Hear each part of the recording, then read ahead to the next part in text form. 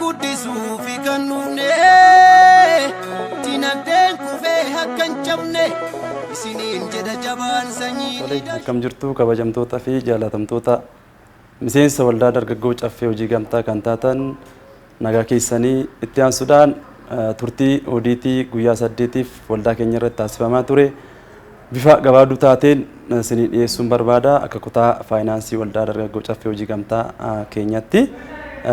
Odiitiin keenya guyyaa 8tiif kan ture haala gaariidhaan haala bareedaa ta'een haala bifa barsiisuudhaan bifa hojii gaarii ta'uun nagee baasii nagee galii leejara baasii leejara galii herreeguudhaan guutuusaa haardi koppii soofti koppiidhaan ilaaluudhaan eksternaal oodiitariin intarnaal oodiitarii wajjin haala gaarii ta'een hojjetee kan xumure ta'uu fi itti aansuun gara safara sa'a boodaa sa'aatii 7tti kuree olaanoon argamanii firii odiitii keenya maalirraa akka jirru maalirraa akkamitti akka xumurre kan isiniif ibsinu ta'a. Ammaaf guddaa galatoomaa ulfaadhaa.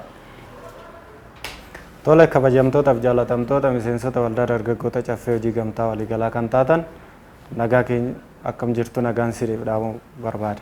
Ani maqaan koo Tolasaa Geetaachoon jedhama, walitti qabaa koree hojii to'ataati. Akkasuma guyyaa 8tiif biiroon cufamee jiraachuu isaa isin beeksifnee turre sababa odiitii waggaa tokkootiif jecha. Odiitii kanas immoo qaama federaalaatirraa dhufanii too'ii kan nu mirkaneessanidha. Anis akka hojii to'attummaa kiyyaatti isaan wajjin ta'ee guyyaa 8tiif cheekii taasifadheera yookiin mirkaneeffadhee jira. Kan itti aanuuf immoo gaafa guyyaa 20 ji'a 7 bara 2014 guyyaa sa'aatii booda koppii keenya itti qophooftanii akka dhaggeeffattan akka nu wajjin taatan isaan wajjiniin ibsa kan isiniif taasisnu ta'a jechuudha.